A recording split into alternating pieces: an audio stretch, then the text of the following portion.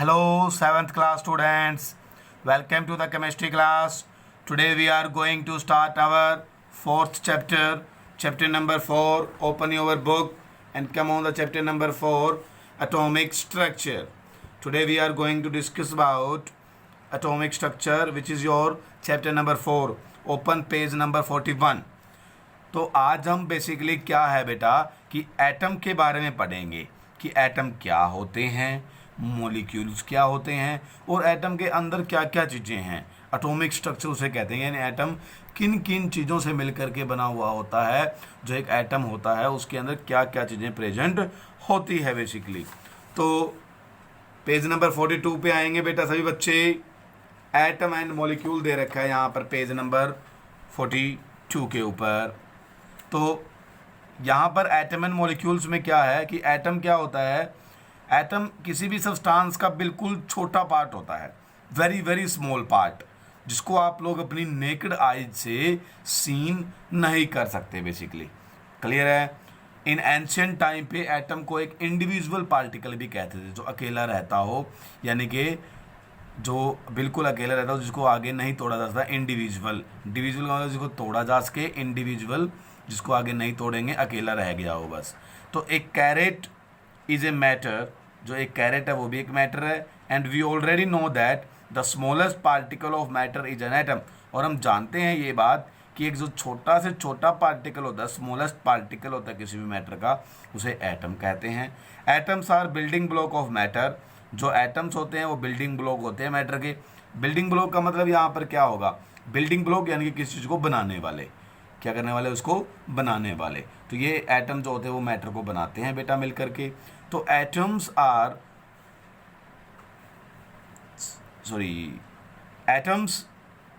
However physically method alone, वो कह रहा है कि जो physically methods alone we can never isolate an atom or molecule of a carrot or any other object. वो कह रहा है however by physical method alone, वो कह रहे अकेला कोई भी एक सिंपल सा तरीका अपना करके, कोई भी फिजिकल तरीका अपना करके हम लोग एक मैटर के एटम या मॉलिक्यूल को देख नहीं सकते, ना ही कैरेट के देख सकते, ना ही किसी और दूसरा अगर कोई ऑब्जेक्ट है, कोई दूसरा सब्सटेंस है, उसके भी एटम या मॉलिक्यूल को हम अपनी सिंपल आंखों से किसी भी सिंपल तरीके से नहीं देख सकते। तो an atom is a so small, बिल्कुल छोटा होता है, that is non visible even under the most powerful microscope. चाहे कितना ही बढ़िया क्वालिटी का माइक्रोस्कोप ले लीजिए, उसके नीचे भी इसको नहीं देखा जा सकता। एटम को देखने के लिए स्पेशल माइक्रोस्कोप आते हैं बेटा, उनकी सहायता से ही थोड़ा बहुत देखा जा सकता है, वरना कितने भी पावर का माइक्रोस्कोप ले लीजिए आप एक एटम को नहीं देख सकते। Characteristic of an atom of an element, एक एलिमेंट के जो एटम होता है उसके क्या क्या कैरेक्टरिस्टिक होते हैं। हमने बेसिकली एलिमेंट के बारे में पीछे थोड़ा बहुत पढ़ा था कि एलिमेंट क्या होते हैं। All atoms of an element are similar, वो कह रहे जो एटम्स होते हैं किसी भी एलिमेंट के वो सारे के सारे एक जैसे होते हैं। एक एलिमेंट के जितने भी एटम होते हैं वो सारे सेम होते हैं। An atom of an element is different from the atom of the other element. जो एक एलिमेंट के एटम होंगे वो बिल्कुल अलग होते हैं दूसरे एलिमेंट के एटम्स से। क्लियर है मेरी बात यहाँ पर। An atom of an element has all the properties of that element. एक एटम के पास वही प्रॉपर्टीज होती है जो एक एलिमेंट की प्रॉपर्टियां होती है बेसिकली बेटा। और एटम में एग्जिस्ट इंडिपेंडेंटली और join together to form molecule. एक एटम अकेला भी रह सकता है और अकेला नहीं भी रह सकता। अकेला रहने का मतलब जैसे हीलियम है, He होता है हीलियम का सिंबल, तो ये अकेला रह सकता है, लेकिन हाइड्रोजन जो है वो ऐसे नहीं रह सकता, पॉसिबल ही नहीं है। ये हमेशा आपको ऐसे मिलेगा H2 की फॉर्म में। क्लियर है मेरी बात यहाँ पर बेटा। तो वो कह रहा है कि वो इंडिपेंडेंटली अकेला भी रह सकता है, ऐसे जैसे ये रहा। क्लियर है। और join together to form molecule, और एक दूसरे एटम के साथ मिलकर के, अपने जैसे एटम के साथ मिलकर के एक मॉलिक्यूल की फॉर्म में भी रह सकता है। क्लियर है यहाँ पर मेरी बात। अपने जैसे एटम से भी और दूसरे किसी एलिमेंट के एटम से भी जुड़ सकते हैं, वो मॉलिक्यूल बना सकता है। यहाँ पर ऊपर एक बात लिखी थी कि जो एटम होते हैं वो अलग अलग एलिमेंट के अलग अलग होते हैं। जैसे मैंने हाइड्रोजन एलिमेंट ले लिया और मैंने एक ऑक्सीजन एलिमेंट ले लिया। क्लियर है मेरी बात यहाँ पर बेटा। मैंने एक हाइड्रोजन एलिमेंट ले लिया, एक ऑक्सीजन एलिमेंट ले लिया, तो इन दोनों के जो एटम होंगे वो बिल्कुल अलग अलग होते हैं। क्लियर है। हाइड्रोजन वाले की अलग प्रॉपर्टी होंगी, इसकी अलग प्रॉपर्टियाँ होंगी। ओके मेरी बात यहाँ तक बेटा, वेरी गुड। तो अब आता है मॉलिक्यूल्स के बारे में। तो एटम तो मैंने पढ़ लिया, बिल्कुल छोटा से छोटा पार्ट होता है, बिल्कुल छोटा से स्मॉलेस्ट पार्टिकल होता है किसी भी मैटर का। मैटर कुछ भी हो सकता है बेटा, बिल्कुल क्लियर है। ये पेन भी एक मैटर है, ये बुक भी मैटर की बनी हुई है, आप लोग हम लोग खुद भी मैटर के बने हुए हैं। इस धरती के ऊपर जो भी चीज़ें प्रेजेंट है वो सारी की सारी मैटर है, और वो मैटर किसका बना हुआ है? एटम से मिलकर के। मॉलिक्यूल क्या होता है? A molecule is the smallest unit of a matter. एक मैटर की ये भी बिल्कुल छोटा हिस्सा होता है, which retain all its properties, जिसके अंदर इसके सारे गुण होते हैं, एंड कैन एग्जिस्ट इंडिपेंडेंटली, और एक मॉलिक्यूल अकेला रह सकता है। A molecule is made up by joining together same और different atom of the atoms. जो एक मॉलिक्यूल होता है बेटा, वो बेसिकली बनता है दो या दो से ज़्यादा एटमों के आपस में ज्वाइन होने से, जुड़ने से, उनके बीच में बॉन्ड बनने से। और जो एटम्स मिलकर के एक मॉलिक्यूल बनाएंगे, वो एटम सेम एलिमेंट के भी हो सकते हैं, और वो डिफरेंट डिफरेंट एलिमेंट के भी एटम हो सकते हैं। क्लियर है? जैसे यहाँ पर हाइड्रोजन H2 भी एक मॉलिक्यूल है, और H2O भी एक मॉलिक्यूल है। तो ये अलग है बेटा, ये अलग है। इसमें सिर्फ हाइड्रोजन हाइड्रोजन के एटम है, और इस वाले मॉलिक्यूल में हाइड्रोजन के भी एटम्स हैं और साथ में ऑक्सीजन के भी एटम्स हैं। तो for example water is made up of A 2 types of atoms, hydrogen oxygen, joint in the ratio 2:1। मैंने जो पीछे बात लिखी वही है कि वाटर जो होता है H2O, वो भी हाइड्रोजन ऑक्सीजन का मिलकर बना हुआ। हाइड्रोजन इसमें कितनी है? 2 है। ऑक्सीजन कितनी है? 1। तो कितनी रेशो होगी? 2:1। 2 हाइड्रोजन और 1 क्या है? ऑक्सीजन है मेरे यहाँ पर।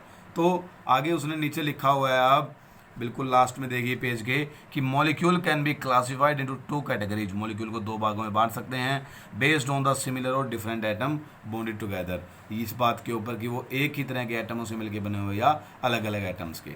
ठीक है, जैसे कि अब ऐसे वाले जो सेम एलिमेंट के बने हुए हैं, यानी कि हाइड्रोजन हाइड्रोजन का ये तो मॉलिक्यूल, ये अलग कैटेगरी में आएंगे मॉलिक्यूल्स, और जो अलग अलग एलिमेंट के एटमों से मिलकर बने हुए वो अलग कैटेगरी में आएंगे। क्लियर है? यहाँ पे कुछ भी आ सकता है, जैसे HCl भी ले सकते हो आप लोग, NaCl भी ले सकते हो, यहाँ पर बेटा O2 N2 कुछ मर्जी ले लीजिए। क्लियर है? ये सारे क्या हैं? अलग अलग एलिमेंट के मॉलिक्यूल्स हैं ये वाले, लेकिन इनमें एटम एक जैसे और इनमें एटम्स एक जैसे नहीं है, अलग अलग टाइप के एटम्स हैं बेटा, अलग अलग एलिमेंट्स के एटम हैं। तो मॉलिक्यूल्स ऑफ एन एलिमेंट, एक एलिमेंट का मॉलिक्यूल क्या होएगा? 2 or more atoms of the same type combine to form a molecule. 2 या 2 से ज़्यादा एटम एक ही टाइप के, एक ही प्रकार के होने चाहिए, जो क्या बनाएंगे? एक मॉलिक्यूल बनाएंगे, जिसे एक एलिमेंट का मॉलिक्यूल कहेंगे। एग्जाम्पल के तौर पे मैं यहाँ पे कहता हूँ 2 atom of oxygen combine to form 1 molecule of oxygen. तो कह रहा है कि जैसे ये वाला मैंने एग्जाम्पल दिया था ऑक्सीजन वाला, इसके अंदर क्या है? 2 एटम मिल रहे हैं ऑक्सीजन के, आपस में ये जुड़े हुए हैं दोनों। ओके, ये ऑक्सीजन का मॉलिक्यूल हो गया मेरा यहाँ पर। ओके, यहाँ पर ये हाइड्रोजन का, एक ही तरह के एटम्स हैं, ये सेम टाइप ऑफ एटम्स। तो मॉलिक्यूल ऑफ ए कंपाउंड, एक कंपाउंड का मॉलिक्यूल क्या होएगा? 2 or more different atoms combine to form a molecule of a compound. 2 या 2 से ज़्यादा डिफरेंट एटम्स होंगे। Clear? 2 or more different atoms, अलग अलग एटम होंगे, अलग अलग एलिमेंट के एटम होंगे। एक हाइड्रोजन का हो जाएगा, 2 हाइड्रोजन के हो जाएंगे, एक ऑक्सीजन का हो जाएगा, 2 हाइड्रोजन के हो जाएंगे, तो उससे वाटर बनता होता है। वही वाला जो वाटर वाला मैंने एग्जांपल दिया था अभी थोड़ी देर पहले। तो atoms to form molecule of a compound, एक मॉलिक्यूल बनाते हैं। यहाँ पर अमोनिया का एग्जाम्पल दे रखा है यहाँ पर। ठीक है, तो अमोनिया के एग्जाम्पल में यहाँ पे क्या है? NH3 मॉलिक्यूल अमोनिया का फॉर्मूला होता है बेटा। यहाँ पर नाइट्रोजन कितनी है? 1 है, और हाइड्रोजन कितने हैं? 3 है। तो 1:3 में ये जुड़ा हुआ है। नाइट्रोजन जो एटम है वो नाइट्रोजन एलिमेंट का है, और हाइड्रोजन है वो हाइड्रोजन एलिमेंट का है। तो डिफरेंट एटम्स हो गए, नहीं हो गए बेटा? क्लियर है? तो ये हो गया, क्या हो गया आपका? Molecule of a compound. यहाँ पे टेबल में दे रखा है मॉलिक्यूल्स। हाइड्रोजन H2 में 2 हाइड्रोजन के एटम है, Cl2 क्लोरीन में 2 क्लोरीन के एटम्स है। नाइट्रोजन के मॉलिक्यूल N2, इसका फॉर्मूला है, 2 नाइट्रोजन के एटम है। ये वाटर वाला, ये CO2, ये NO जो मैंने अभी एक्सप्लेन किए हैं उनको देख लीजिए। अब नीचे आपको एटम्स एंड मॉलिक्यूल्स के बीच में डिफ्रेंशिएट भी दे रखा है कि एटम और मॉलिक्यूल के अंदर क्या क्या डिफरेंसेस होते हैं बेसिकली। तो जो एटम होता है वो एक स्मॉलेस्ट पार्टिकल है मैटर का, और मॉलिक्यूल क्या होता है? कम्बिनेशन ऑफ एटम होता है हमेशा। कम्बिनेशन मतलब जुड़े हुए होते हैं इसके अंदर हमेशा एटम्स। एटम इट मे और मे नॉट एग्जिस्ट इंडिपेंडेंटली, ये एटम जो वो अकेला रह भी सकता नहीं भी रह सकता, लेकिन molecule can exist independently, molecule जो वो अकेला रह सकता है। ये डिफरेंस भी आप बेसिकली बेटा याद करेंगे, बहुत इंपॉर्टेंट है ये भी। क्लियर है? तो आज हम यहीं तक पढ़ेंगे। Have a nice day.